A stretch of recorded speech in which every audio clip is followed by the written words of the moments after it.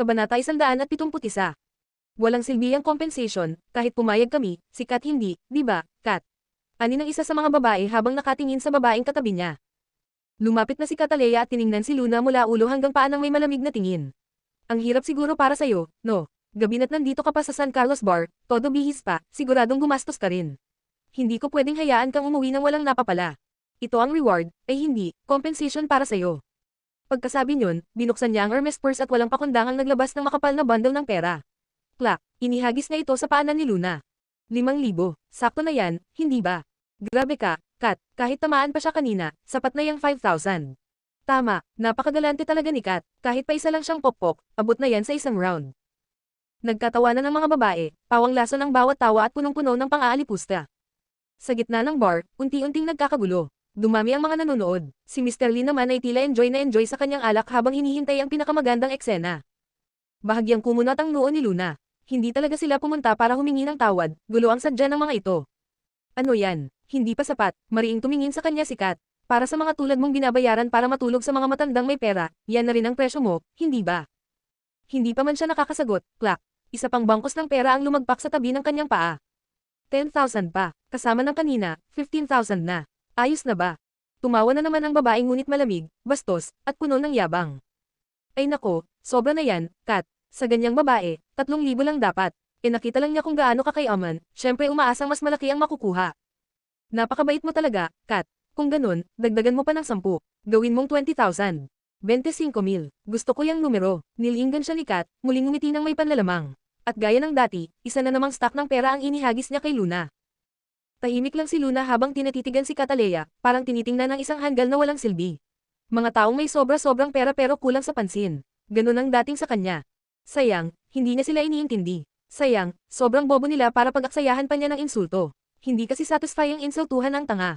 Ganda, tanggapin mo na yan. Isang matipunong lalaki na blonde, may asol ang mga mata na yumuko at tinipon ang mga perang nakakalat sa sahig. Inabot niya ito kay Luna sabay ng isang malisyosong tingin. Ngunit malamig ang sagot ni Luna, salamat, pero hindi ko kailangan ng ganyang klaseng compensation. Bruha, single ni Kat, nag-aalab ang mukha sa galit. Pinagbigyan na nga kita, ngayon nilalandi mo pa si Daniel ko. Kanina pa siya naiinis dahil hindi matanggal ang tingin ng partner niyang lalaki kay Luna, at ngayon, sa harap niya pa mismo, ito na raw ang gumaganti ng landi. Sino ba ang babaeng ito para magmalinis? Ayaw na sanang patulan ni Luna ang kahibanggan nila, pero sobra na. Naubos na ang pasensya niya. Ngumisi siya ng mapanlate at tinapunan ng tingin si Daniel na para bang isang murang karne sa palengke. Ako, nilalandi siya. Tumigil ka nga dyan, syempre ikaw ang nanliligaw, hindi naman siya ang unang tumingin. Tingnan mo yan, tinatitigan mo pa rin siya. Ngayon ka lang ba nakakita ng gwapong lalaki? Sok, siguro puro matanda na ang nakasama mo sa kama kaya ngayon ka lang nabuhay ng totoo. Habang pinaglalaroan ng manicure niya, tumingin si Miss Kat kay Luna, punong-puno ng pandiniri at puot. Lumuhad ka, humingi ka ng tawad, sumumpa kang hindi ka na makikialam sa lalaki ng iba. Gumapang ka palabas ng bar na to. Kapag ginawa mo yan, baka patawarin pa kita. Pero kung hindi, huwag mong asahang makakalabas ka rito. Bastasan mo si Miss Kat tapos akala mo makakaalis ka. Hindi pwede. Dahan-daang lumapit ang mga bodyguard ng babae, unti-unting pinalilibutan si Luna. Tahimik lang si Luna, pero marahan niyang pinag-crack ang mga daliri. Handa na siya. Hehe, Kat, anong ginawa ng babaeng yan at ganyan ang galit mo? Mula sa VIP seat, tumayo si Mr. Lee at naglakad papunta sa kanila. May ngiti sa labi, parang hindi siya apektado sa tensyon. Hey, Mr. Lee, lamambot ang ekspresyon ni Kat nang makita siya. Akala ko ba dismayado ka sa mga babaeng tulad nito? Ba't ka naman ngayon kumakampi? Ngumiti si Mr. Lee na parang ginoo, Cataleya, gusto ko talaga tong babaeng to. Bigyan mo na lang ako ng konting pabor. Hayaan mo na siya. Ha, gusto mo siya. Nagulat si Kat, pero ngumiti rin agad. Kung gusto mo siya, wala akong masasabi. Sa kapangyarihan mo, isang gabi lang pwedeng abutin ng 50,000. Aba, jackpot ang babae. Nagbubulungan ang mga babae sa paligid, tinitimpi ang tawa. Sikat si Mr. Lee sa kalokohan sa kama. Ilang babae na raw ang nabaliw o muntik mamatay sa mga trip niya. Pero kung pera lang ang usapan, baka nga kayanin ng tulad ni Luna. Miss, bibilhin kita ngayong gabi. $50,000. Sumama ka na lang. Kung hindi, mas mahihirapan kang makalabas dito pagkatapos mong bastyusin si Miss Wood. Maangas na naglakad si Mr. Lee papunta kay Luna, handang hawakan ang kamay niya. Pak! Sinampal ni Luna ang kamay niya palayo. Ikaw, biglang dumilim ang mukha ni Mr. Lee, hiyang-hiya sa harap ng mga tao. Sa isang iglap, lumapit ang mga tauhan ni Mr. Lee at nagdagdag sa naunang grupo ni Miss Wood. Dalawang grupo na ang kaharap ni Luna. Isang maling galaw lang, baka sumabog ang gulo. Ang saya ng gabi ngayon. Sa gitna ng tensyon, isang malamig na boses ang pamunit sa ingay. Parang hangin sa taglamig na tumagos sa balat ng lahat ng naroon. Napalingon ang lahat, pati si Luna, nanigas. Ang boses na ito. Ang Diablo. Lumabas si Lucas at natigilan ang mga babae. Isang tingin pa lang sa lalaking dumating, at alam mong hindi sapat ang salitang gwapo.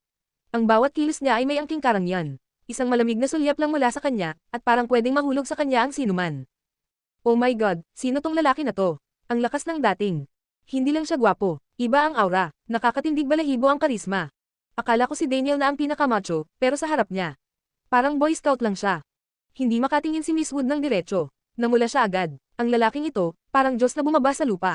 Sa isang tingin pa lang, napagtanto niyang lahat ng lalaking inakala niyang ideal ay wala pala kumpara rito. Panata 172. Nang makita ni Cataleya kung paano nakatitig si Luna sa lalaking biglang lumitaw, may mapanuring ngiti siyang ibinulales, may karapatan ka ba talagang titigan siya? Lumalapit na sa sukdulan ng pasensya si Luna dahil sa mga gagaw sa paligid niya. Mr. Ford, may kailangan po ba kayo? Mabilis na lumapit ang bartender at inasikaso ang lalaki. Kasama ng Ford Corporation ang San Carlos Bar kaya agad na nakilala ng manager ang mababang profile na boss mula sa unang tingin pa lang. Alam niyang ayaw ng boss na malantad ang pagkatao kaya tinawag na lang niyang Mr. Ford. I-charge mo na lang lahat ng bill sa akin, ang formal ngunit komportableng pahayag ni Lucas. Oo naman, walang problema. Tugon ng manager, halatang kinakabahan. Naging masigla ang mga tao sa paligid nang marinig ang sinabi ni Lucas. Mula sa pagtitig sa manager, kitang-kita na isa siyang malaking impluwensya at bilyonaryo talaga. At ang ginawa niya lang ay lalong nagpatunay nito. Tumingin si Cataleya kay Lucas nang may halong pagkahanga. Di na niya matiis, nilapitan niya ito nang may kabog sa dibdib. Hey, Mr. Ford, ako si Cataleya Wood mula sa Wood Corporation. Nagtataka ako kung nagtatrabaho ka ba ngayon, at kung mapalad ba akong makausap ka ng pribado sa isang inumin. Napaganda ng kombinasyon ng gwapong mukha ni Lucas, pati karisma, at malakas na pinansyal na background. Complete package na kahit anong gastusin ng mga customer ngayong gabi, hindi niya alintana. At ang apelyido niyang Ford, baka kapamilya siya ng kilalang pamilya ng Imperial.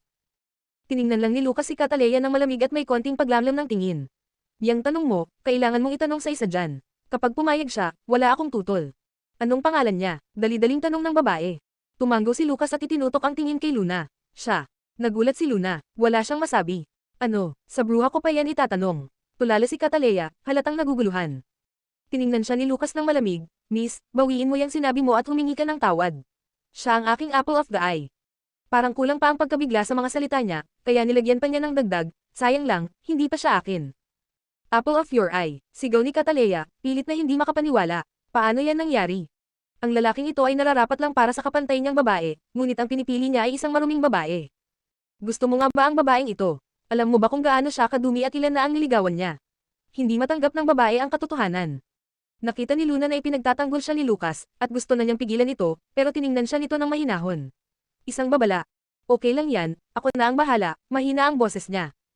Naging mapula ang mukha ni Cataleya sa ganyang pagtrato kay Luna. Mr. Ford, huwag kang mangloko. Nilalaro ka lang niya, mas gusto lang niya ng pera.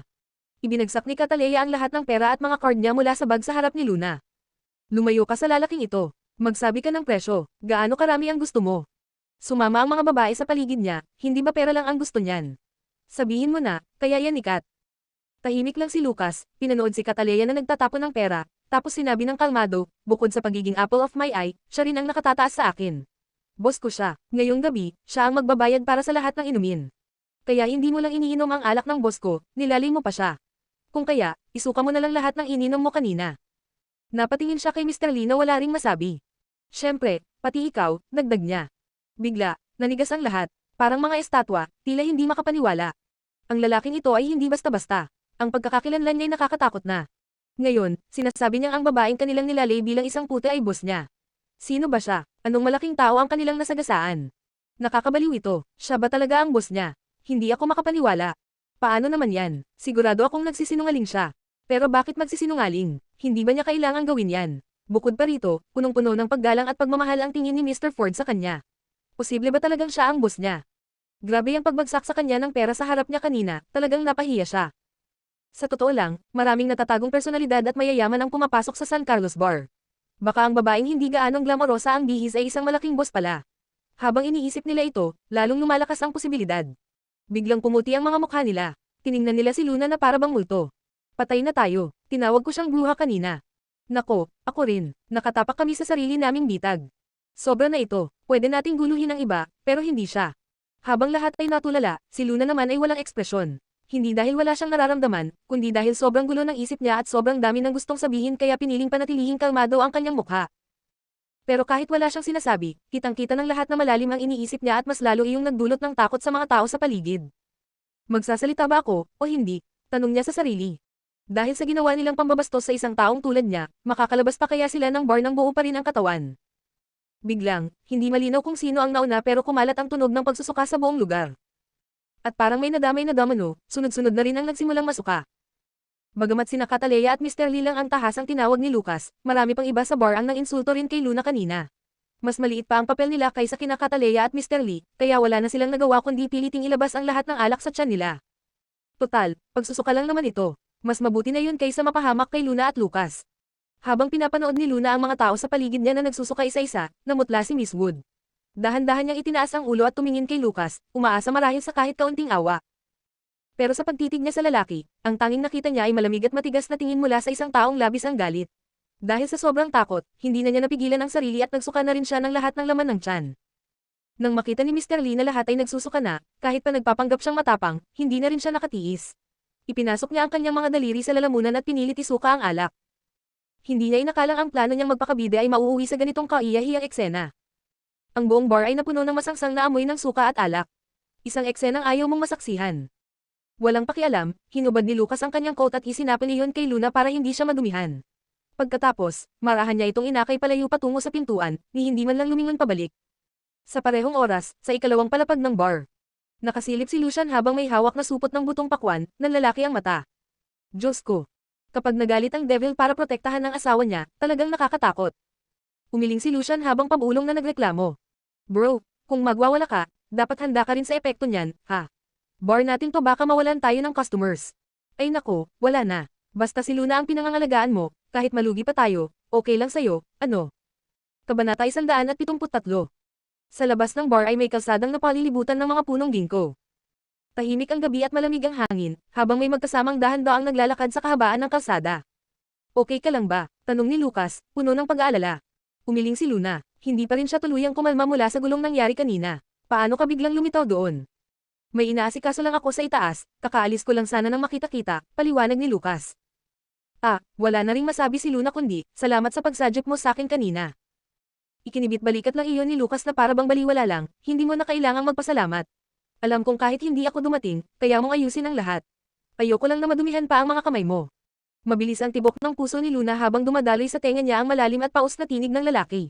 Napalunok siya, tapos pinilit inibo ang usapan. Teka, bakit mo sinabi na ako ang boss mo? Eh ikaw naman talaga ang boss ko. Baliktad yata. Ngunit imbes na sagutin siya, tinanong siya ni Lucas, ano ba para sa iyo ang role ng isang boss? Role ng boss, napaisip si Luna. Siguro yung nagbibigay ng sweldo buwan-buwan, ako naman ay tumutulong sa kanya kumita, at sumusunod sa mga utos niya. Ma'am, tumanggaw si Lucas. Napamaang si Luna, anong ibig sabihin ng pagtangong yun? Isang iglap lang, naliwanagan siya. Ayon sa paliwanag niya, parang, asawa ang ibig sabihin ng boss. Nakakaloka, ito na yata ang pinakamahabang lakad na naranasan niya sa buong buhay niya. Ang kalsadang diretso papunta sa bitag ng Great Demon King. Ah, medyo gabi na rin. Mauna na ako, salamat ulit sa lahat, ha? Palom ni Luna, pilit tinatapos ang tensyon. Sakto namang naglalakad na rin si Lucas papunta sa kotse niya. Binuksan niya ang pinto ng passenger seat at nagalok, hatid na kita. Nagkamot ng ulo si Luna. Wag na, makakatawag naman ako ng taxi. Pero maring sagot ni Lucas, masyado kang maganda ngayong gabi. Delikado. Napatulala na naman si Luna. Diyos ko, kailangan na talaga niyang tumahimik kapag ganito ang mga eksena, para hindi na siya natatamaan ng flirt attacks nito. Sa wakas, inihatid siya ni Lucas pauwi. Nang makarating na sila sa apartment niya, napabuntong hininga si Luna, sabay yuko. Salamat, boss. Aakyat na ako. Luna, biglang tawag ni Lucas bago siya makapasok. Pwede ba kitang yakapin? Sandali lang. Tanong ni Lucas, halos pabulong, na parang takot marinig ng kahit sino maliban sa kanya. Napatigil si Luna. Sa ilalim ng maliwanag na buwan, habang malamig ang simoy ng hangin at kumikislap ang mga bituin, ang mga mata ni Lucas ay malambing na malambing. Patay. Ang mga banat nito ay sobrang smooth, parang talagang bumibigay na ang lahat ng depensa niya. Alam niyang nililigawan siya nito, at bawat hakbang ay parte ng isang maingat na plano. Pero kahit alam niya, hindi niya mapigilan ang sarili. Sino ba naman ang makakatanggi sa flirt ng taong gusto mo? Sa totoo lang, dapat bigyan siya ng award sa katatagan niya. Sa tagal ng panahong nagawa niyang lumaban sa tukso. Anong gagawin niya? Papayag ba siya o hindi? Habang lalong yumiigting ang tensyon sa pagitan nila, biglang tumunog ang cellphone ni Luna, binasag ang katahimikan ng hating gabi. Hindi pa rin niya alam kung ano ang isasagot niya nang mapatingin siya sa phone, parang ayaw pa niyang silipin. Pero nang mabasa niya ang mensahe, nanlamig ang buong katawan niya. Nakasulat sa screen. My dear, subukan mong pumayag sa kanya at tingnan mo kung anong mangyayari. I challenge you, KD. Pucha. Si E.D. Ford, medyo gabi na at ang ganda ng buwan ngayong gabi. Haha, dapat umuwi ka na rin ng maaga. Matutulog na rin ako, haha, bye-bye. Mabilis at sabog ang palm ni Luna bago siya biglang tumakbo papasok. Ni hindi niya alam kung ano bang nasabi niya kay Lucas. Nanatili si Lucas sa kinatatayuan niya. Una, pinanood niya ang likod ng dalagang mabilis na tumakbo palayo, saka siya tumangala at tumingin sa dilim ng gabi. Hindi lamang nang makapasok na si Luna sa kanyang apartment at maisara ang pinto ay saka palang bumalik ang normal na tibok ng puso niya. Sa sobrang bilis ng takbo niya, muntik na siyang matisod. Habang malalim ang paghinga, dahan-dahan niyang kinuha muli ang kanyang cellphone. My dear, subukan mong pumayag sa kanya at tingnan mo kung anong mangyayari. I challenge you, KD. Hindi siya nagkamali ng basa. Pamilyar na pamilyar sa kanya ang malademonyong emoji na yon, ang madalas gamitin ng isang partikular na taong mahilig manakot. Ano ba talaga to? Posible bang nasa paligid siya? Nanginginig ang mga kamay ni Luna habang paikot-ikot siya sa loob ng apartment, parang mababaliw. Sa wakas, pinigilan na niya ang sarili sa kakaisip at diretsong tinawagan ang taong pinaghihinalaan niya. Pero tila ba nananadia pa ito? Hindi agad sinagot ang tawag. Nang halos mag-voicemail na ang call, saka lang dahan-dahan ang sumagot sa isang tamad na tinig. Hello. Nasaan ka? Galit na tanong agad ni Luna. Las Vegas. Anong problema mo? Bakit mo ako ginugulo? Haha, kung andyan talaga ako, sa tingin mo ba makakatawag ka pa sa akin ngayon? Sagot niya, may halong panunokso at lamig sa tono. May pina-especially iyang ka ba sa akin? Paf, huwag mo naman akong maliitin ng ganyan. Hindi na mahalaga kung paano mo nalaman. Ang tanong ko, ano bang gusto mong mangyari? Tanong ni Luna, pigilang inis habang humihinga ng malalim. Secret. Paf. My dear, behave. Sana wala nang susunod na kagaya ng nangyari ngayong gabi, naiintindihan. Hello, hello, hello. Naputol ang tawag. Napakuyong ang kamao ni Luna at malakas na binagsak ito sa kama sa inis. Pagkatapos ng gabing iyon, halos araw-araw ay parang binabagabag si Luna. Lagi siyang kabado, parang bigla na lang susulpot kung saan ang lalaking iyon. Sobra na ang torture sa isipan niya. Sa kabutihang palad, nakaraos siya hanggang sa huling araw ng shooting. Sa wakas, ito na ang final scene. Simula pa kagabi, sobrang tense na si Luna. Hindi siya tumigil sa pag-e-ensayo at pag-immerse sa character. Ang eksena bago mamatay si Gongsun Lee. Ang huling eksena ng buong drama. Mas matindi pa ito kaysa sa kamatayan ni Jiang Wei, kaya kahit si Luna ay hindi sigurado kung kaya ba talaga niya. Ito ang unang pagkakataon sa buong shoot na nakaramdam siya ng ganitong kaba. Dahil sobrang lalim na ng pagpasok niya sa karakter, hindi na niya napansin ang mga kakaibang tingin ng mga tao nang dumating siya sa set. Hanggang sa lumapit si Katie sa kanya at nagsabi, nandito ka na rin sa wakas, Luna. May sulat para sa'yo, parang may admirer ka. Sa mga sandaling iyon, abala si Luna sa pagbabalik ng buong buhay ni Gongsun Lee sa kanyang isip para mas mailabas ang emosyon sa eksena ng kamatayan. Bagamat nandoon siya sa set, ang isip niya ay nasa ibang mundo. Kahit nakita niya si Katie sa harap niya, hindi niya talaga narinig ang sinasabi nito. May hawak si Katie na kulay pink na sobra, at sa isang sulok nito, may nakaukit na napakapinong inisyal. KD. Iwinagayway ni Katie ang liham sa harap niya sabay sabing, ay, Luna. Nasa script ka pa yata, no? Sige na nga, dahil busy ka, babasahin ko na lang to para sa'yo. Kabanata 174. Binasa ni Katie ng malakas at may patawang tono, my dearest Luna, mahal kita gaya ng pagmamahal ng daga sa bigas, gaya ng pagmamahal ng pusa sa isda, at gaya ng pagmamahal ng aso sa buto. Binigkas pa niya ito ng may sobrang exaggerated na emosyon, dahilan para dumami ng dumami ang nakikinig at tumatawa sa paligid. Haha, grabe to, parang galing sa lumang panahon. Nag-aral ba tong nagsulat, o hanggang kindergarten lang? Uso pa ba ang love letter ngayon? Baka lasing lang to, sino kaya to? Need pa bang itanong? Malamang fan na baliw. Uy seryoso tayo sandali, hindi pa ako tapos magbasa. Single ni Katie habang pasimpleng nangingiti, bago ipinagpatuloy ang pagbasa. Ngayon, iniaalay ko sa iyo ang taos-puso kong pagmamahal at pagbati, para sa celebration dinner bukas ng gabi. Magdadala ako ng isang regalo na pinakamarangal, pinakaakit-akit, at pinakaangkop sa iyong talino at karangalan. Pagkarating sa bahaging ito, hindi na napigilan ni Katie ang sarili. Hahaha, di ko na kaya, ang sakit sa tiyan, Diyos ko, tulungan niyo ako. Wala nang ang kaklas itong lalaking to, ang yabang pa. Ang regalo raw niya ay pinakamarangal at pinakakaakit-akit. Ano to, magdadala siya ng excavator sa dinner bukas. Sakto raw sa karangalan, ni Luna. Hagal pa ka ng lahat. Baka naman tractor. O kaya truck ng cornbread. Huwag kayong basta hula ng hula. Mahal ang truck ng cornbread, no? Tsaka, yaman-yamanan pa tong isang to kahit halatang kapus. Nakakairito mga ganyang klase. Bakit si Luna pa ang may ganitong klaseng admirer? Hehe, di ba nga may kasabihan? Tell me who you attract and I'll tell you who you are. lalong naging maingay ang buong paligid. Sa gitna ng kaguluhan, si Luna na tahimik lang mula umpisa ay biglang nagsalita, matalim at malamig ang tinig. Tahimik. Natahimik si Katie at napalitan ng tensyon ng tawanan. Sunod, tumayo si Luna na may hawak pa rin ang script. Hindi siya tumingin kanino man. Tahimik siyang lumakad sa gitna ng mga tao, patungo sa direksyon ni Director Gozon. Ang totoo, habang maingay ang grupo, wala talagang naririnig si Luna sa mga sinasabi nila. Abala siya sa paglalim ng emosyon para sa eksena ng kamatayan ni Gongsun Lee. Kahit nandoon siya, wala sa paligid ang isip niya. Puro random na grunts lang ang nasa sagot niya. Hindi pa nga niya napansin ang love letter. Desidido siyang huwag ma-distract. Nang makaalis si Luna, nagpatuloy na ulit ang usapan ng mga naiwan.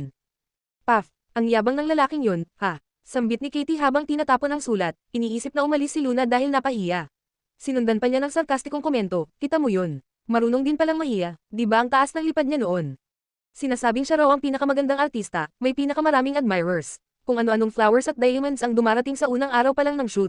O, ano ngayon? Pababa na ng pababa ang level ng mga tagahanga niya. Yung mga bulaklak at diamonds na yon, baka galing lang din sa goofball na yon. Walang binatbat sa tulad ni Yuan Sullivan. Teka, baka naman nagbayad lang ng taong magkukunwering supporter ni Luna para lang di siya mapahiya. Possible nga, noong panahong si Snow ang agaw atensyon dahil kay Yuan na totoo namang gwapo. Baka ayaw lang mapag-iwanan si Luna. Sa puntong ito, kumislap ang mga mata ni Katie, sabay ibinaba ang boses at pabulong na sabik na sabik. Speaking of Yuan Sullivan, may ibubunyag ako sa inyong malaking, sobrang shocking na sikreto. Isang malaking, nakakagulat na sikreto. Ano yun? Bilis, sabihin mo na. Oo nga, huwag mo kaming gitinin. Mahilig sa chismis ang lahat, at kung tungkol pa ito sa isang sikreto, mas lalong nagkakainteres ang buong grupo. Halos lahat ay lumapit na kay Katie, sabik na sabik sa pasabog. Nang makita niyang umaapaw na ang atensyon ng lahat, ngumiti si Katie ng tagumpay at buong drama niyang ibinunyag. Sa celebration dinner bukas ng gabi, magpo-propose si Yuan kay Snow. Pagkasabi niya nito, halos sabay-sabay na nanlaki ang mata ng lahat at napanganga sa pagkagulat. Grabe, totoo ngang malaking balita ito. Pagkatapos ng ilang segundong katahimikan, sunod-sunod na ang tanong ng mga tao. Diyos ko, totoo ba to? Live proposal. Ang romantic naman. Katie, paano mo naman nalaman to? Ipinagmalaki ni Katie, best friend ko si Snow, syempre si Yuan mismo ang nagsabi sa akin para makipag-coordinate sa detalye. Pero ha, sekreto lang to, huwag niyong ipapaalam kay Snow. Baka masira ang sorpresa. Oo naman, mananahimik kami, promise, sabay-sabay na tangol ng lahat. Patuloy sa pagyayabang si Katie, bukas sa celebration dinner, yung hotel, yung banquet, lahat yan sagot ng Sullivan family. Malamang napakalaking surpresa nito. Wow, inggit na inggit ako kay Snow. Oh my gosh, ito na yata ang biggest news ng taon. Ang sweet naman ni Yuan, effort na effort. Bigla namang may nagtanong sa grupo. E di ba laging may kompetensyang tension sina Luna at Snow?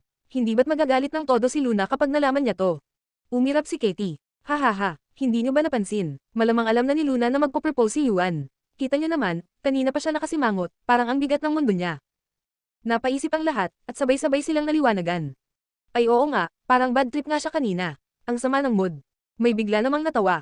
Haha, paano kung yung weirdong fan ni Luna ay may surprise din bukas sa celebration dinner? Kapag nagkasabay sa proposal ni Yuan, baka lalo pang mapahiya si Luna. Hahaha, binalikan ko lang yung love letter, natatawa pa rin ako. Grabe, ganong klaseng tao, saan kaya galing yun?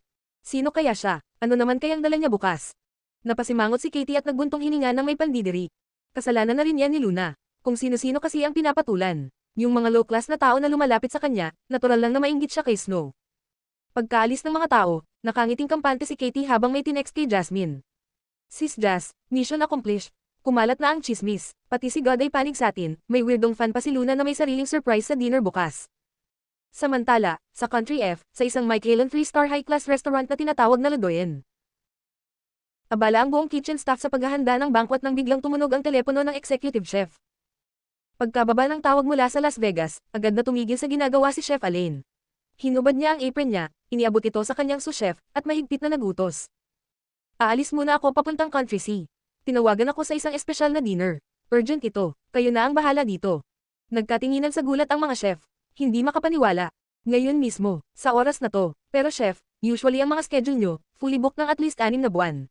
Kahit pa VIP ang client. Bakit ngayon? Kabanata 175. Hindi ako nagkamali ng dinig, di ba? Ikaw mismo ang magiging sous-chef. So, sino ang head chef? Sino bang karapat-dapat para ikaw pa ang maging assistant niya? Para maging assistant ng taong iyon ay isang karangalan, sagot ni Alain na may buong paggalang sa tinig. Nagkatinginan ng ibang chef na tila hindi makapaniwala. Para mapa, sous-chef, si Alain ng kusa, maaaring may hinala na sila kung sino ang tinutukoy. Pero iba ang makilala ang taong iyon, at ibang usapan naman ang makumbinsi itong magluto sa isang private dinner. Sa gitna ng pananabik, may isa sa kanila ang nagtanong. Sino po ba ang nag-host ng dinner na ito? Umiling si Elaine. Hindi ko masyadong tinanong. Ang alam ko lang, isa sa mga host ay isang babaeng ang pangalan ay Luna Windsor. Luna Windsor, sino yun? Tanong ng karamihan habang nagkakatinginan sa pagtataka. Biglang may isa sa kanila ang nakaisip. Yung estudyante niyong si William Evans, taga-country sirin, di ba? Baka kilala niya si Luna Windsor. Sasama rin ba siya sa dinner? Si William. Bahagyang nag-isip si Elaine, bago umiling. Kung ako nga ay sous-chef lang, hindi siya karapat-dapat sumama. Oh, lalong tumaas ang respeto ng lahat kay Elaine at sa misteryosong babaeng si Luna Windsor. Habang abala ang mga Michaelan chef sa Ladoyen, si Luna naman ay walang kamalay-malay sa kahit anong eksenang nagaganap sa kabilang panig ng mundo. Nakatuon ang buong atensyon niya sa pakikipag-usap kina Director Gozon at screenwriter RC Lopez tungkol sa final scene.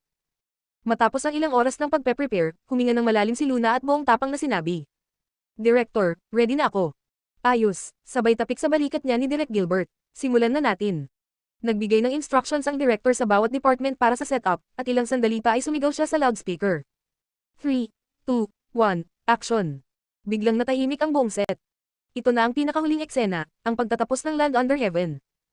Patay na ang tatlong pangunahing karakter, ang especially Iya, si Prinsesa Junshi, at ang tiwaling emperador. Nabawi na ni Gongsun Li ang hustisyang matagal niyang ipinaglaban. Ang natitirang misyon na lang niya ay ang paghihiganti sa buong mundong tumalikod sa kanilang pamilya, ang angkang Gongsun na puno ng matatapang at tapat na mandirigma.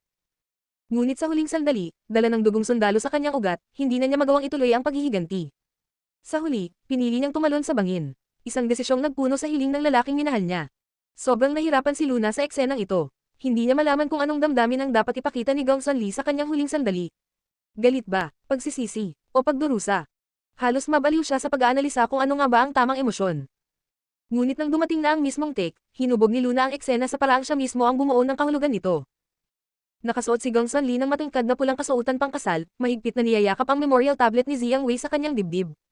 Walang galit, walang panghihinayang, wala ring matinding lungkot o nostalgia. Ang nakita sa kanyang mukha ay ang kaba at kabataan ng isang inosenteng batang babae. Parang bumalik siya sa unang pagkikita nila ni Jiang Wei. Pumikit siya, ngumiti ng payapa, at tumalon. Sa pagganap ni Luna, hindi naging malungkot ang eksena, ngunit ramdam ng lahat ang malalim na kawalan. Maraming staff ang napaluha, hindi dahil sa iyakan o drama, kundi dahil parang may bahagi silang nawala. Sa orihinal, dapat sanang pinatay si Gongsun Li ng mga bida. Isang tragic na katapusan. Pero sa muling pagsasaayos ng ending, ang pagkakaiba lang ay mula sa pagpatay naging pagtalon, ngunit binago nito ang buong tono ng kwento. At doon nagtapos ang huling eksena. Tapos na, sa wakas, tapos na tayo. Sigawan ng lahat sa set habang nagsimula na ang hiyawan at palakpakan. May ilan pang sobrang naantig na hindi napigilan ang mga luha sa kanilang mga mata. Maging si Luna ay labis ang pasasalamat na hindi kayang ilarawan ng salita. Sa wakas, natapos na rin ang una niyang drama. Pagbalik niya sa kanyang pribadong dressing room, napaupo siyang lupaypay sa harap ng salamin, hindi man lang nagpalit ng costume. Sobrang pagod, halos bumagsak ang katawan sa lamesa. Doon biglang dumating si Lottie, halos pasiga na. Miss Luna, tapos ka na talaga sa shoot. Mahinang kumaway si Luna, ano na naman yan, mahal kong Lottie. Kung pwede, mamaya na lang. Ang bigat pa ng ulo ko, parang lumulutang pa ako. Pero halatang hindi mapakali si Lottie, hindi pwede mamaya, Miss Luna. Alam mo ba kung anong pinag-uusapan ng drama team tungkol sa'yo sa likod mo? Ha, tungkol sa akin. Eksena lang naman ang kinunan ko kanina, anong pwede nilang mapag-usapan? Agad na sumagot si Lottie, di ba binasa na ni Katie yung love letter sa harap mo? Bakit parang wala ka pa ring alam? Nagulat si Luna, love letter. Ah, parang may binasa nga si Katie kanina, pero hindi ko naintindihan. In character pa ako nun. Love letter pala yon. Tila sumuko na si Lottie sa frustration. Inabot niya kay Luna ang gusot at lukot na pink na liham. Basahin mo na lang to, Miss Luna, para magets mo.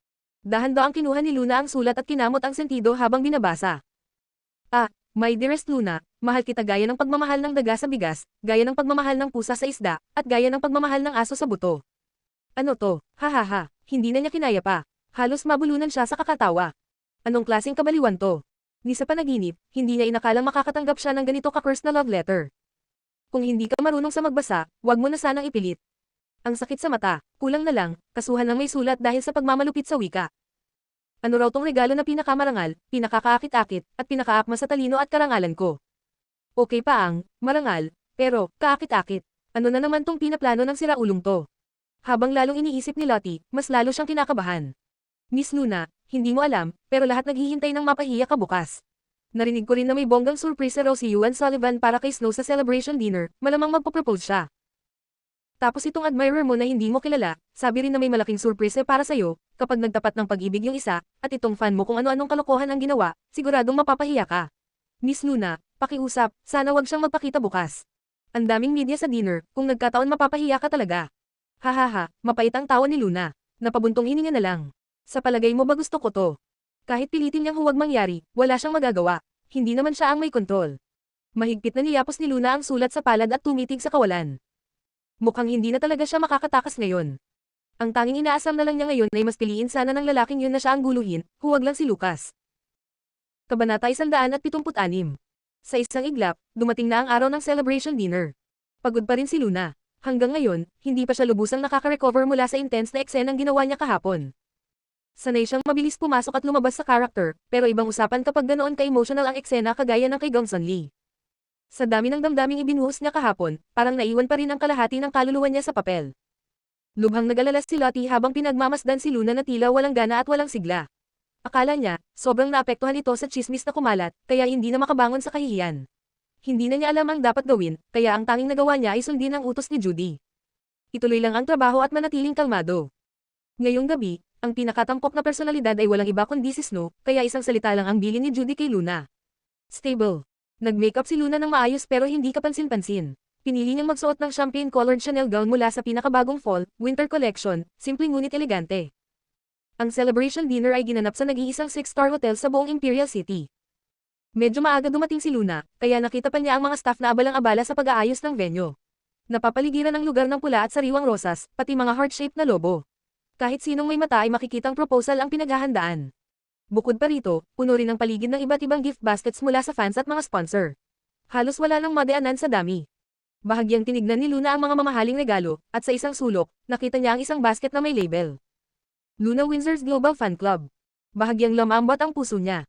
May fan club na siya. Bagamat maliit at simple kumpara sa mga regalo ni Snow at Troy, sapat na para mapasaya siya. Pero si Lottie, halatang dismayado. Konti lang ang regalo para kay Luna. Napakakuripot ng mga tao. Paano pa yan pag nakita ng media? Anong isusulat nila? Naalala tuloy ni Lottie noong siya pa ang assistant ni Nicole. Sa bawat event ni Nicole, bundok-bundok ang gifts. Pero ngayon, parang binagsakan siya ng langit at lupa. Ang mga dati niyang kaibigan sa industriya ay umangat na, habang siya ay bumagsak sa pinakailalim, kasama pa si Luna. Lalong sumama ang loob niya habang iniisip ito. Doon biglang dumating sina Katie at ang tropa na may kasamang malalakas na tili at halakhak. Wow, ang ganda ng venue, para kang nasa panaginip. Grabe, magkano kaya ginastos dito? Kahit yung hotel booking lang, milyones na. Hello, syempre naman, pinakamainit na aktres at pinakamayamang lalaki. Love story ng taon to. Perfect din for hotel publicity. Sayang naman kung di nila ay i-exploit. Pagkatapos ng mga papuri, napalingon silang lahat sa maliit na gift basket sa tabi ni Luna. Sabay-sabay silang tumikim-tikim, sabay takpan ng mga bibig habang nagtatawanan. Ano tong regalo sa kanya? Gift basket lang mula sa fan club. Bakit siya nakatayo dyan? Naghihintay pa rin ba siya sa surprise ng weirdang fan na yun? Mukhang hindi pa siya makamove on. Na-trigger talaga sa proposal ni Snow. Tuwang-tuwa si Katie habang pinanood si Luna. Mayabang niyang inulit ang sinabi niya noong isang gabi. Sai, kung walang comparison, hindi ka masasaktan, di ba? Sa sobrang sakit ng sinabi, hindi na nakapagpigil si Lottie. Napaiyak siya sa galit. Sobrang sama nila, sobra na sila kung mang-insulto. Hinaplos ni Luna ang ulo ni Lottie at mahina niyang sinabi. Lottie, tahan na, panandalian lang to. Hindi ko hahayaang patuloy kang masaktan dahil sa akin. Darating ang araw, sasakupan natin ang buong mundo. Napatawa si Lottie sa gitna ng luha. Miss Luna, naiinis ako sa'yo. Niloloko mo na naman ako. Pulang-pula ang pisngi niya.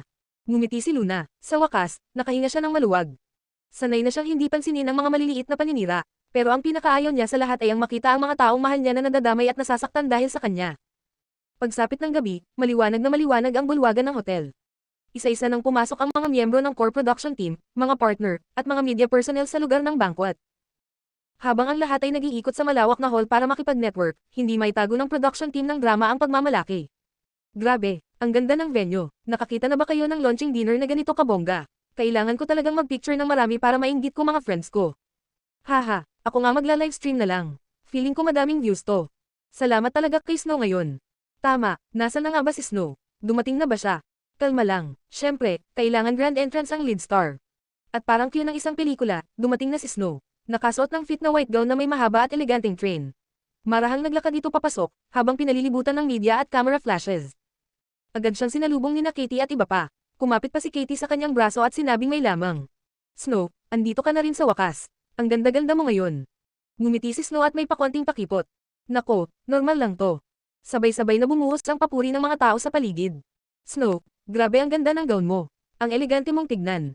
Ano ba kayo? Hindi lang yan dahil sa dress, nasa aura yan ng isang in love na babae. Tinakpan ni Snow ang kanyang mukha na kunwari nahihiya. Hala kayo, binibiro nyo na naman ako. Biglang umarte si Katie na parang reporter, hawak ang kutsara na parang mikropono. Miss Snow Windsor, gusto po sana kitang i-interview.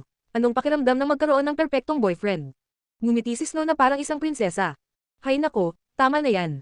Kumain kayo ng marami ha. Si Yuan ang nagpa-invite ng isang 3-star Michelin chef galing pa ng Europe. Hala, Michelin. At 3 stars pa. Diyos ko, sobrang generous naman ni Yuan. Magkano kaya tong kainan na to? Galing Europe, baka si William Evans yan. Habang nakikinig sa hiyawan ng mga tao, pasimpleng tumingin si Snow kay Luna at kunwaring walang ibig ipahiwatig. Oo nga, siya yun. Nabasa ko lang siya sa isang magazine at nabanggit ko lang kay Yuan. Hindi ko akalaing maiimbitahan niya talaga. Tama na, Ma'am Snow. Maawa ka naman sa aming mga single. Seryoso, kahit may jowa kami, wala rin kaming panama sa sweetness nyo. Sige na nga, mamaya na yan. Maglilibot muna ako. Go, puntahan mo na si Yuan mo. Sa isang sulok, nagpipigil ng galit si Lottie habang hawak ang kutsara. Halos mabaluktot ito sa higpit ng pagkakakuyom niya. Nakakainis, William Evans talaga, pambihira, pangarap kong makakain ng luto niya. Hindi ko akalaing dito pa mangyayari, sa ganitong sitwasyon. Parang nawala bigla ang gana ko. Tahimik lang si Luna, saka mahinang nagtanong. William Evans. Nagpatuloy si Lottie na parang batang excited. Oo, kung di mo kilala si William Evans, kilala mo naman siguro si Alain Posse, di ba? Siya yung master chef sa top Michelin restaurant sa France. Si William ay student niya. Sobrang hirap niyang eyebok, kahit pa ordinaryong meal, baka magbenta pa ako ng kidney para lang matikman. Tahimik si Luna, hindi na siya nagsalita. Siyempre, kilala niya si William Evans.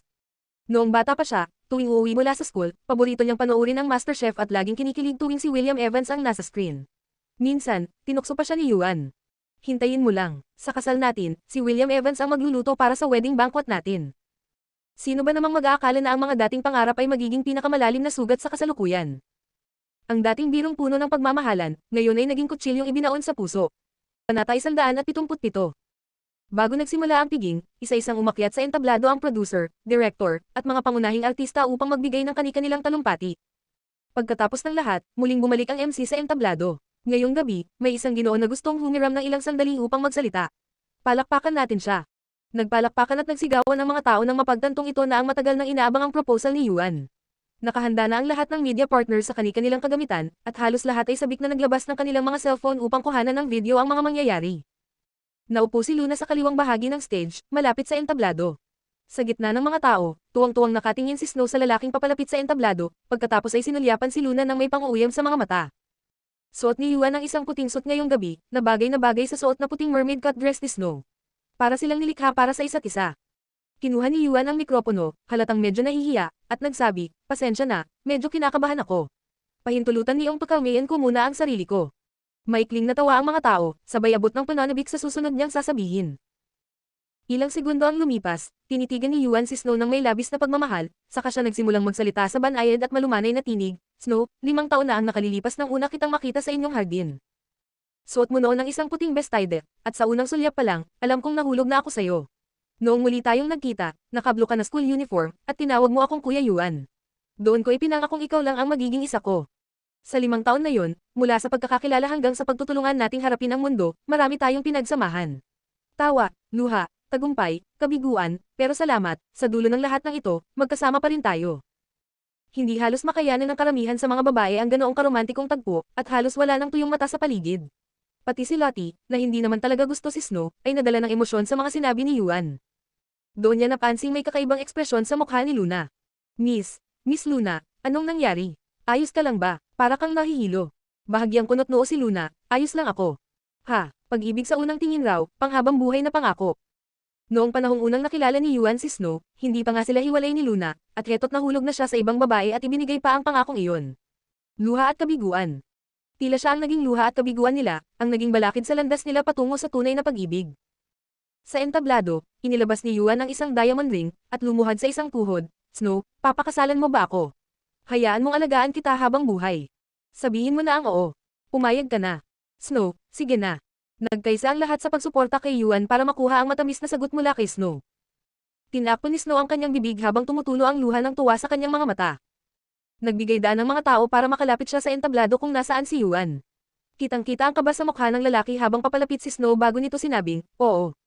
Oh, kiss na. Halikan mo na." Sa gitna ng hiyawan at tilian, tumingin si Snow pababa kay Luna mula sa entablado na para bang sinasabing siya ang tunay na panalo. "Luna, kita mo, ang lalaking pinakamamahal mo, sa akin na ngayon." Ngunit walang anumang emosyon ang makikita sa mukha ni Luna, nilungkot ay wala. Alam niyang ito lang ang kaya ni Snow, ang pukawin siya gamit ang mga bagay na minsan na niyang pinanghawakan. Pero ang bagay na ginagamit ni Snow ngayon laban sa kanya, ay isa ng walang halaga sa puso niya. Sa entablado, hinalikan ng magkasintahan ang isa't isa ng buong damdamin. Nagniningning ang mga ilaw mula sa mga kamera, habang maraming tao ang nagla-livestream ng kaganapan, agad itong naging trending online. Ang engranding proposal na ito ay siguradong mananatiling top headline sa mga balita sa loob ng ilang panahon.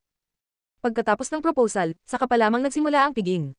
Pagkatapos ng proposal, ang susunod na highlight ng gabi ay walang iba kundi ang mga ihahain sa piging. Hindi rin nagkulang ng mga food enthusiasts sa gabing iyon. May mga food columnist at sikat na food bloggers na sabik sa paglabas ng punong chef na si William Evans. Sa totoo lang, kahit ang banquet pa lang ay sapat na para maging headline. Ngunit sa gitna ng kasiyahan, bigla na lang sumigaw si Katie, "Ay! Bigla kong naalala ang isang bagay." Dahil sa lakas ng boses niya, agad siyang naging sentro ng atensyon. At habang lahat ng mata ay nakatingin sa kanya, kunwari siyang nagkunwaring curious at tumingin kay Luna na nasa isang sulok. "Luna, hindi ba't sinabi nung admirer mo sa love letter kahapon na may surprise siyang inihanda para sa'yo? Bakit parang wala pa tayong nakikitang surprise?" Dahil sa paalala ni Katie, agad na nabuhayan ang mga tao at napuno ng bulungan ang buong bulwagan. Tama, sabi pa nga sa love letter, ihahanda raw niya ang pinakamaranggel, pinakaakit-akit, at pinakamahirap tanggihan. Pinapakilig tayong lahat, nakakakuryoso talaga. Anong surprise raw? May isa pa bang surprise? Tanong ng ilang nalilitong media reporters. Kasi nga yung isa pa nating leading lady, si Luna Windsor, nakatanggap ng isang napakainit na love letter kahapon. Paliwanag ni Katie habang inilalabas ang isang pink na liham. Pagkakita sa sulat, namutla si Lottie at nabulalas, paano nangyari yun? Tinapon ko na yung sulat. Paano niya to nakuha? Napakunot ang noo ni Luna.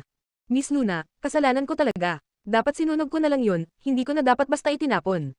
"Ano na ngayon, anong gagawin natin?" Garagal na sabi ni Lottie, halatang natataranta. Hinaplos ni Luna ang likod ng assistant niya at pinakalma ito, "Ayos lang yan. Love letter lang naman yun." Si Katie ang lumabag sa privacy ko sa harap ng publiko. Sigurado akong hindi yan ikatutuwa ng media. Makakabawi rin tayo mamaya. Ngunit halos maiyak na si Lottie. "Pero Miss Luna, napahiya ka na, ang daming tao ngayon, kasalanan ko talaga." Samantala, masayang binasa ni Katie ang laman ng sulat sa harap ng lahat, at ipinapasa pa ito sa mga taong gustong makita. Halos lahat ay nakabasa nito, at may mga reporter pang kinukuhanan nito ng litrato habang humahalaklak. Napataas ang kilay ni Yuan, may problema ba sa isip yung admirer ni Luna? Ligtas ba siya? Itinago ni Snow ang masamang ngiti, base sa tono ng sulat, parang galing sa isang kawawang tagahanga na nakakahanap ng emosyonal na takbuhan sa pag-idolo sa mga artista. Ang dami talagang ganyan ngayon. Si Luna lang talaga ang natsyempuhan. Nang matapos si Katie sa pagbasa, lumapit siya kay Luna. "Oh, anong masasabi mo, Luna? Ba't tahimik ka lang? Nasaan na ang surprise? Lahat kami naghihintay." "Oo nga, sabihin mo naman sa kanya na lumabas na. Sabik na kami. Baka naman totoo yung biro na magpapadala siya ng isang truck ng cornbread." "Ay, never pa akong nakakain ng cornbread. Mukhang makakatikim tayo ngayong gabi." Naglabasan ng mga cellphone, kanya-kanyang kuha ng litrato at video ang mga tao, may mga nakalib pa. Lahat ay nag-aabang kung ano ang susunod na mangyayari. Sa isang sulok, tuloy-tuloy ang iyak ni Lottie habang sinisisi ang sarili.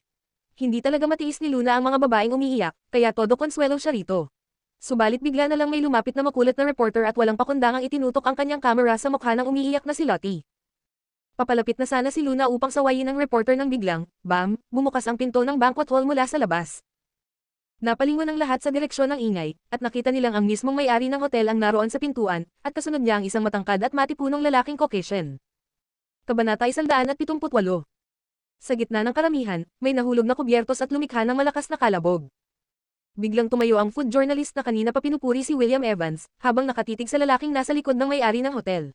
Tuwang-tuwa siyang sumigaw, "William Evans." Sanay lang ang mga tao na makita siya sa mga pabalat ng magazine, pero ngayong gabi, nakita nila ito ng personal. Kung ikukumpara sa litrato sa magazine, mas may dating sa personal si William. Taglay niya ang isang aura ng awtoridad. Ilang aktres ang nagayos ng sarili, umaasang makuha ang atensyon niya.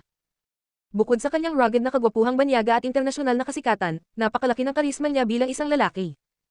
Yung nasa may pintuan, parang siya yung may-ari ng hotel, pero sino yung lalaking nasa likod niya? Tanong ng ilang bisitang hindi siya kilala. Siya mismo si William Evans. Masiglang sigaw ng food journalist. Ha, siya pala si William Evans. Ang gwapo naman. Akala ko artista lang. Nang marinig ng mga tao na si William Evans pala iyon, nagunahan ng marami sa paglapit at paghingi ng litrato kasama siya. Bahagyang ngumiti si William, at hindi niya tinanggihan ang mga hiling. Isa-isa niyang pinagbigyan ang lahat. Nang gigigil si Lottie habang nakatingin kay Luna. Frustrated niyang sabi, pampabida lang talaga lahat to. Pinayagan pa nilang makipag-picture si William sa mga bisita para lang mas maraming isulat ang media bukas. Romantic proposal, si William Evans, at kung ano-ano pa.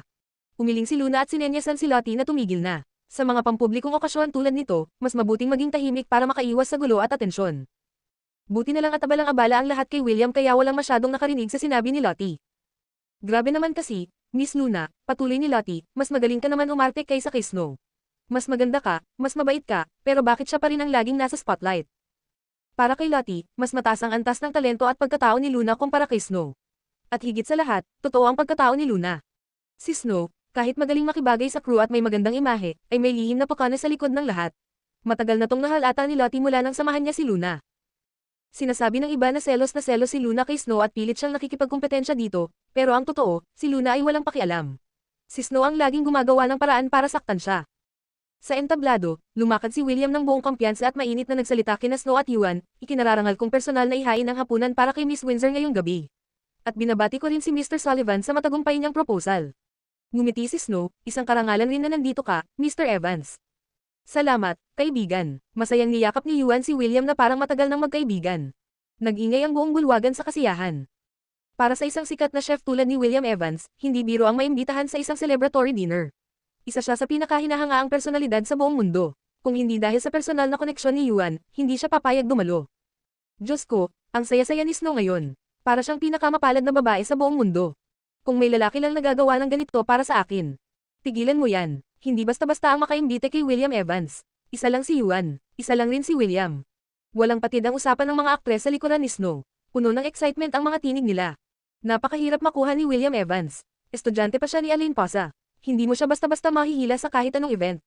Ipagpaumanhin niyo po, mga ginoot ginang, ako'y aalis muna upang ihanda ang piging. Pakiantay na lamang po, paalam ni William habang lumalabas ng banquet hall upang maghanda ng hapunan. Habang paalis siya, nagunahan ng mga food journalist na sumunod sa kanya. Ayaw nilang palampasin ang kahit isang eksena para sa kanilang coverage. Chef na gwapo, kasing sarap ng pagkain ng presents, perfect na hot topic. Ilang sandali pagkatapos umalis ni William at ng mga journalist, muling bumukas ang pintuan ng banquet hall. Akala ng lahat, tapos na si William sa paghahanda at bumalik na pero hindi siya iyon.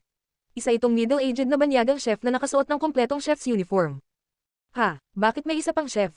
Tanong ni Katie habang tinitingnan ang bagong dating. May bahid ng pagdududa sa kanyang tono. May nakakakilala ba sa chef na to? Umiling ang karamihan sa bulwagan.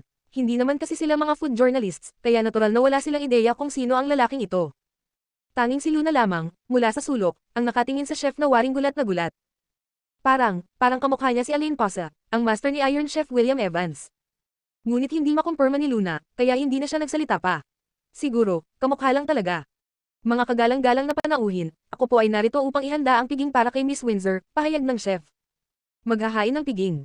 Ang weird naman, para kay Snow ba ito? Di ba't si William Evans ang head chef ng event? Saan nanggaling ang chef na to? Napatingin si Snow kay Yuan, na halatang nalito rin, pero bigla siyang may naisip. Mahinang sabi niya kay Katie, baka para ito kay Luna. Biglang natauhan si Katie at napahalakhak. Nilakasan pa niya ang boses. So ito pala ang chef na maghahanda ng hapunan para sa ating Luna dito. Baka ito na yung sorpresa mula sa admirer niyang pleb. Haha, grabe, ang unexpected naman ng sorpresa. Nang marinig ito ng production team, bigla silang napatingin kay Luna at halos sabay-sabay silang nagtawanan. Tama nga naman, kung walang pagkukumpara, walang mapapahiya. Pero dahil sa pagkukumpara, napakalaki ng dagok. Si Yuan ay nag-imbite ng Michelin chef na si William Evans na kilala bilang Iron Chef, sino naman kaya ang naimbite ng admirer ni Luna? Chef ba ng Carinderie, at banyaga pa para lang magmukhang sosyal? Haha, mapagbiro din pala tong admirer ni Luna, gaya-gaya sa idea ni Yuan.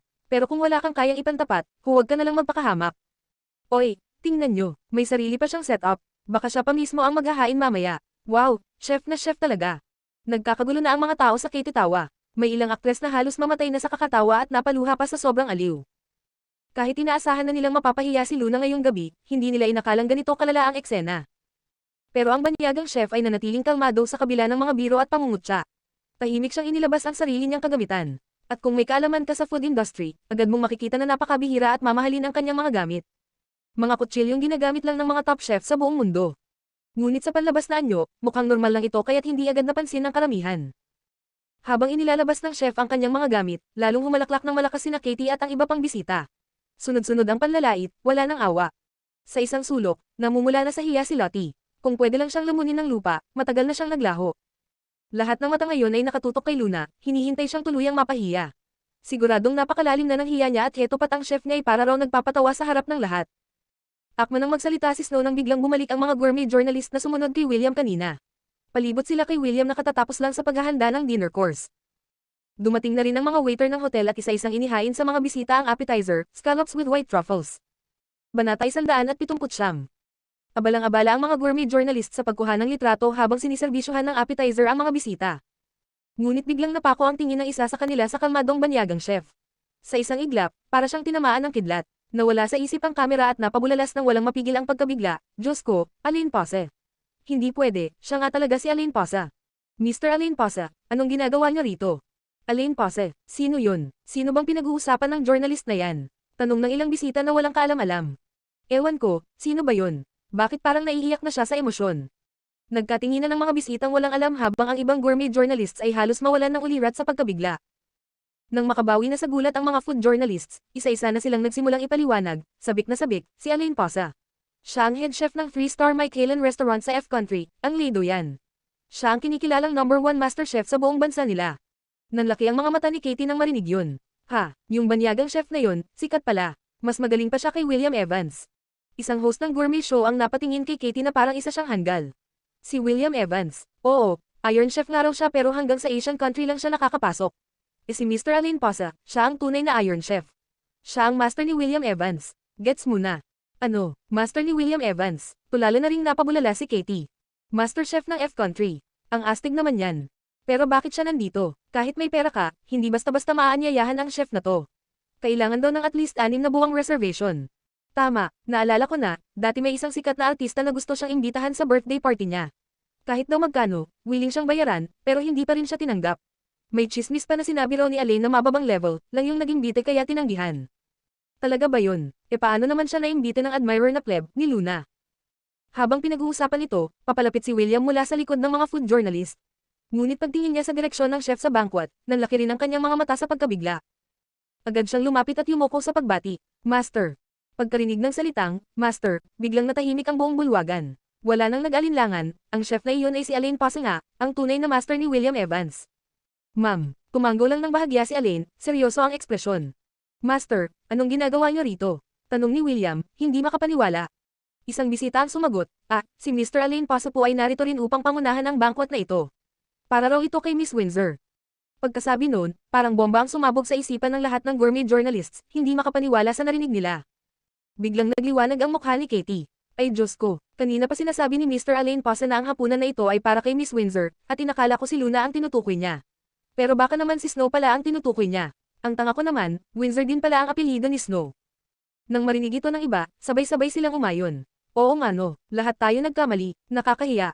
Actually, hindi naman natin kasalanan. Si Yuan nga mismo ang naging bite kay William Evans, sino ba naman mag-aakalang pati master niya ay naimbitahan rin. Snow, bantayan mo yung fiancé mo ah. Habang pinapanood ni Snow ang mga tao na puno ng inggit sa kanya, halos sumabog ang puso niya sa tuwa. Yamakap siya sa braso ni Yuan at nahihiyang hinalikan nito sa pisngi.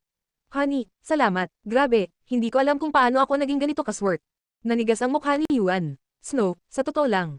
Ngunit humajikik lang si Snow. Honey, huwag ka nang mahiya. Alam kong mahal mo ako. Nagsimula nang magbiro at magudyukan ang mga bisita. Ay nako, huwag na kayong mahiya. Wala namang nakakahiya sa pagpapakabait sa asawa. Akalain mo yun, muntik na tayong maniwala na yung admirer ni Luna ang naging bite. Nakakatawa talaga, paano naman niya mahihigitan ang reyna nating si Snow? Grabe, ang lakas ng pasabog ni Yuan. Napawaw tayong lahat.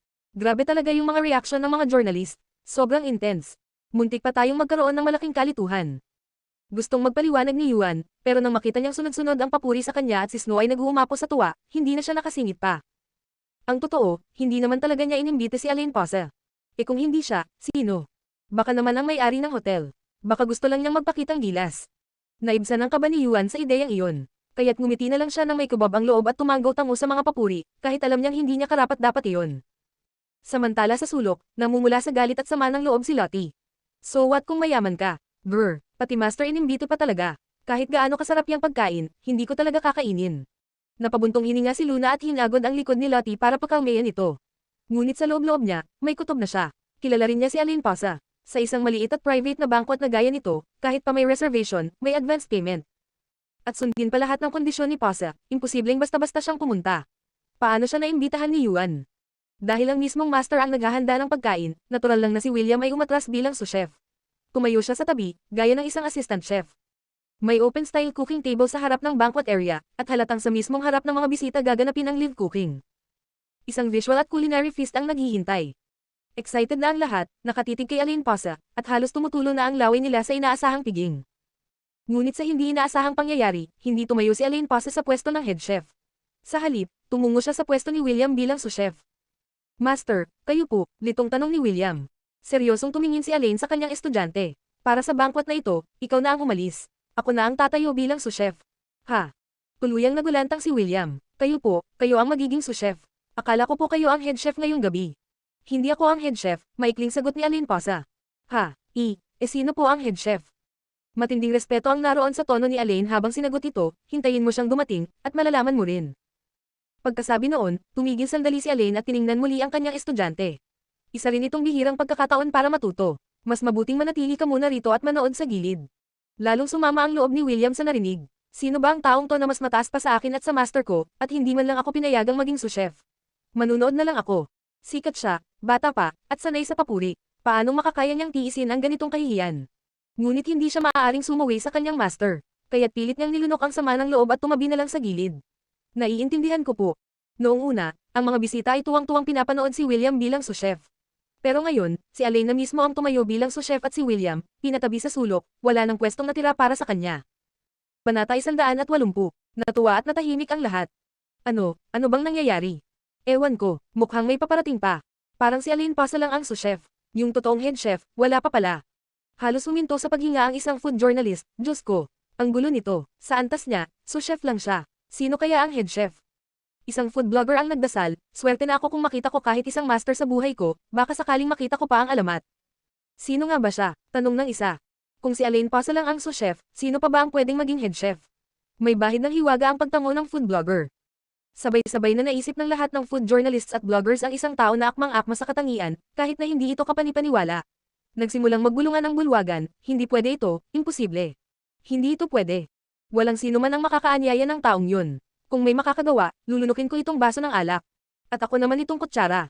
Lumipas ang 5 minuto ng mabagal. Habang naghihintay ang lahat, muling bumukas ang pinto ng bulwagan. Ang unang pumasok ay isang matandang banyaga na nakaayos ang uniforme, kasunod ang isang disiplinadong grupo. Dahan-dahan at kalmado siyang namuno. Nakilala ng may-ari ng hotel ang matanda at lumapit, masiglang iniabot ang mga kamay. Mr. Bennett, dumating na kayo. Handa na ang lahat, nakaantibay lang po kayo. Tumanggo ang matanda, magalang na nakipagkamay sa may-ari, at nilakad ang pwesto ng head chef. Si Alain na nasa posisyon ng sous chef ay nagbow ng 90 degrees, pagkatapos ay personal na tinali ang apron kay Mr. Bennett, at inihanda ang tubig na may lemon para hugasan ang mga kamay nito. Nakita ni William, na nagmumakmak sa sulok, ang matanda at muntik nang bumagsak ang mga mata sa gulat, nagumpisang magtagalog ng palihim. Master Bennett, paano ito nangyari, nananaginip ba ako? Kinurot ni William ang sarili niya. Si Master Bennett ang kanyang idolo simula nang magsimula siyang maging chef, may espesyal na pwesto ang matanda sa puso niya. Walang pagsisisi kahit makita niya lang ang idolo mula sa malayo, lalo na ngayon na malapit niya itong mapanood. Nawala ang lungkot niya at napalitan ng tuwa. Lahat ng nagsabing lulunukin ng baso at kutsara ay nagulat ng husto. Pakiusap, kurutin mo nga ako. Yung mas malakas, nananaginip ba talaga ako? Mas mabuti pang kurutin mo ang sarili mo. Mula pa kanina, kinukurot ko na ang sarili ko. Namaga na ang hita ko. Hindi ito panaginip. Sino itong matanda? Tanong ni Katie na may kuryosidad. Sumagot ang ilang crew, oo nga, sino siya? Mas mataas ba siya kay William at sa master niya? Isang veteranong food journalist ang nanood ng kilos ng matanda at paliwanag ng may paggalang, kung si William ang nangunguna sa mga kabataan sa larangan ng pagluluto, si Alain Pasa ang haligi ng industriya, ang sukatan ng pinakamataas na antas sa culinary field. Tapos si Mr. Bennett naman. Ano? Tanong ng iba. Si Joseph Bennett, parang libro siya na sinusundan ng lahat, Biblia ng mga food lover, klasikong Diyos ng pagluluto, at kayamanan ng F-country. Nakangiti ang food journalist habang excited. Mga kaibigan, pahalagahan natin ang hapunang ito, once in a lifetime ito. Kumurap si Katie, hindi ko talaga gets, sikat ba talaga tong tao? Ilan ang nagsabi rin ng hindi nila alam, hindi ko gets ang mga kwento ninyo tungkol sa kanya, pero mukhang ang husay niya. Sige, Kakain na ako ng todo. Ayos na hindi ako kumain kanina, Nose Avenue ko ang tiyan ko para dito. Ngumiti si Katie at lumapit kay Snow, nang aasar, Snow, siguradong malaki ang nagastos ni Yuan ng husto para dito. Baka di lang sapat na ibigay mo ang sarili mo sa kanya. Magmadali ka na, magpakasal at gumawa ng baby. Hahaha, tama siya, gumawa agad kayo ng mga baby. Lumingon si Snow sa kanila at nahihiya, hoy, tigilan nyo na. Tama na yan. Nakatingin si Yuan kay girlfriend niya ng may pagmamahal, at sa puntong ito, inisip niyang imbitahin ng may-ari ng hotel ang dalawang master na ito para mapasaya ang pamilya Sullivan. Kaya ngumiti na lang siya at tahimik na tinanggap ang mga papuri. Ay, may nagprotekta. Ano ba yan, kinakilabutan na ako, di ko na kaya panoorin. Tinutok ni Katie ang pinggan niya habang ngumingiti, sadyang tumitingin kay Luna, nagkukunwaring kalmado siya pero mukhang sisibog na sa selos. Akala ko ba gustong-gusto niyang makipagkompetensya kay Snow? Tara na. Hindi mo siya masisisi, sobra talaga si Yuan ngayong gabi. 3 henerasyon ng mga top masters, mga alamat ng kani-kanilang panahon, nagtipon-tipon lahat. Iyan ang pamilya Sullivan. Ang galing ng background.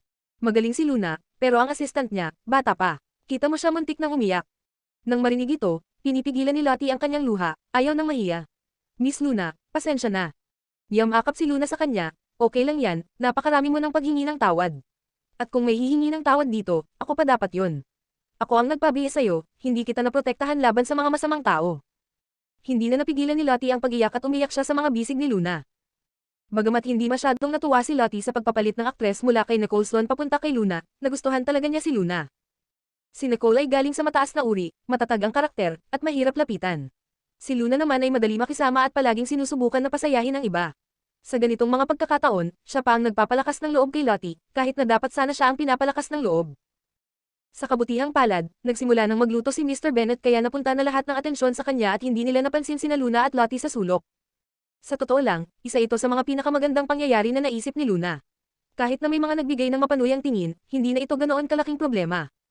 Pero may kutob siya, sa masamang ugali ng taong yun, hindi siya basta-basta magpapatalo dahil sa sinabi niyang sorpresa.